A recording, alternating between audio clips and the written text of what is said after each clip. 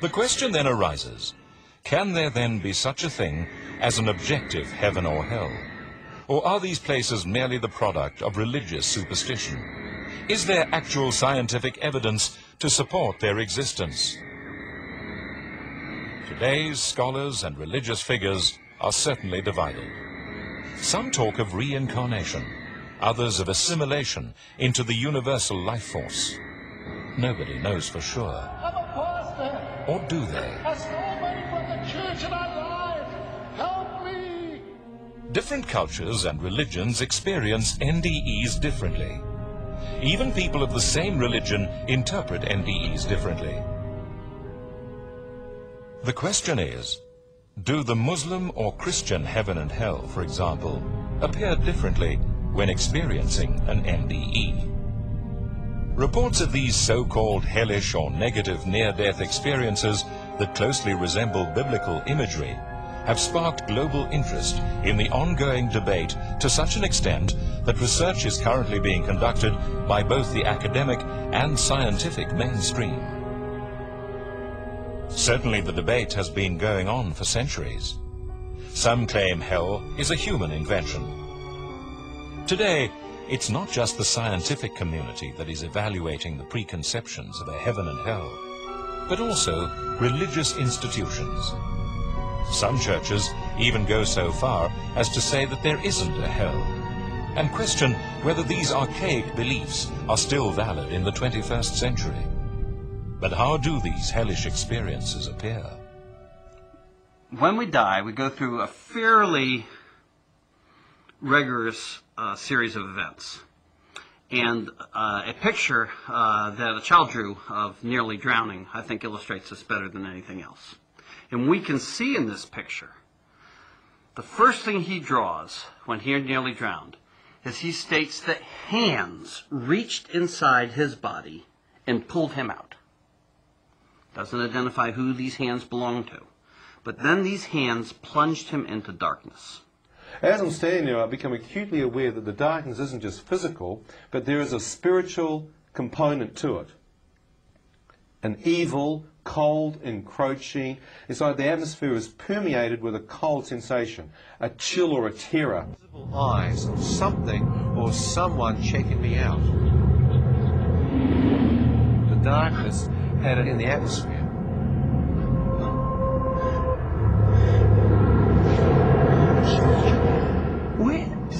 Where am I?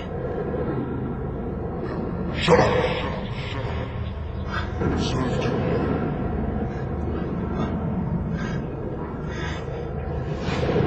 Deserve to be here. What? Deserve to be where? Now shut up.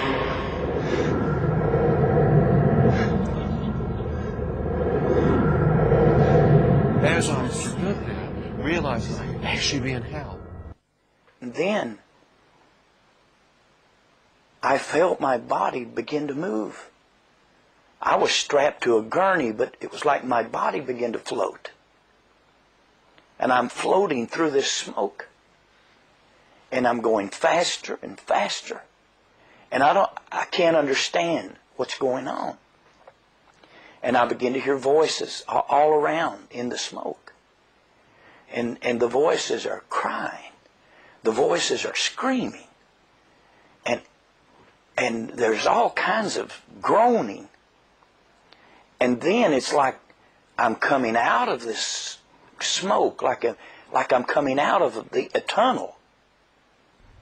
And I'm looking down into what appeared to be the open mouth of a volcanic crater, like a burning lake.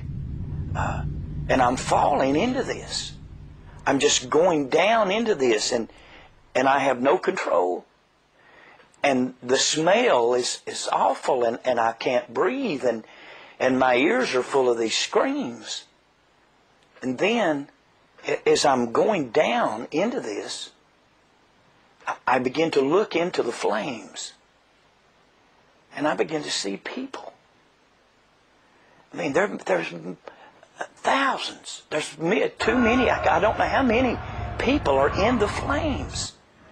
And they're screaming, and their arms are flailing, and their bodies are rolling, and they're burning all over. They're burning like in liquid fire.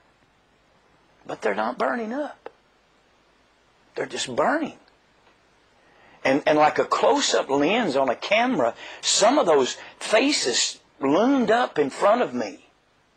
Their faces are screaming, contorted, and they're calling my name. Ronnie, don't come here. There's no escape. Hell seems to be a terrible place. Nothing that we will encounter in this world. But what do researchers say? Dr. Tony Lawrence from the University of Coventry. From my position in terms of transpersonal psychology, the psychology of spirituality, which would deal directly with notions of evil and of good, and of hell and of heaven. My perspective on what hell would be is that hell is not a place that you go to as such. Hell is more a conditional state of mind that a person has when they're ignorant of the possibilities in their life, the possibilities for love and joy and happiness, and of leading a meaningful life, so that in fact anyone at any one moment in time, by virtue of just being ignorant of their circumstances and of themselves and their place in the world, would literally be in hell. But it's not a place that you can go to, it's a state of being, for me personally. Yeah. We don't know what happens after we die. For sure, there's no objectively, hell isn't a planet on the other side of Jupiter that we haven't discovered yet. This is clearly a mental phenomena that happens to us when we die. It's real. The calculus is real. Mathematics is real. Love is real. These experiences are real experiences, but they're dynamic experiences. They happen to us when we die. I think the best way to understand the hellish experience is that we pass through hell as part of the dying process, if that hell is based on what our lives were like. If we're isolated, if we're alone, if we harm others, if we have religious belief systems which incorporate an objectively real hell, if we're afraid of the dark and we don't understand that darkness is part of the dying experience. All of those things woven together, or any of them individually, will then contribute to having a hellish near-death experience. Is the experience then purely subjective? Some experts believe not. Dr. Richard Kent, a retired medical doctor, has traveled the world studying the NDE phenomenon over many years and has written several books on the subject. Of the 300 case studies he has made, an alarming amount report not only the existence of a heavenly afterlife reality, but also a hellish one. A place called hell. And they describe it as an absolutely terrible and awful place. Now, I don't know what it's like in South Africa, but in England, many churches don't talk about hell very much. I don't know why. Jesus spoke about hell a great deal. He said it's a place to be avoided. Anyway, they describe hell as somewhere that's dark and oppressive.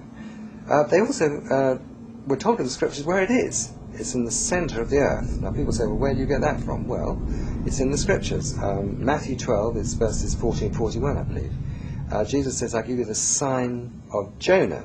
Just as Jonah was in the belly of a great fish for 3 days and for 3 nights, so shall the Son of Man be in the heart of the earth for 3 days and for 3 nights. Now, Jesus talked about hell, or the place of the departed spirits, at the time of Jesus, being in the heart of the earth. All right?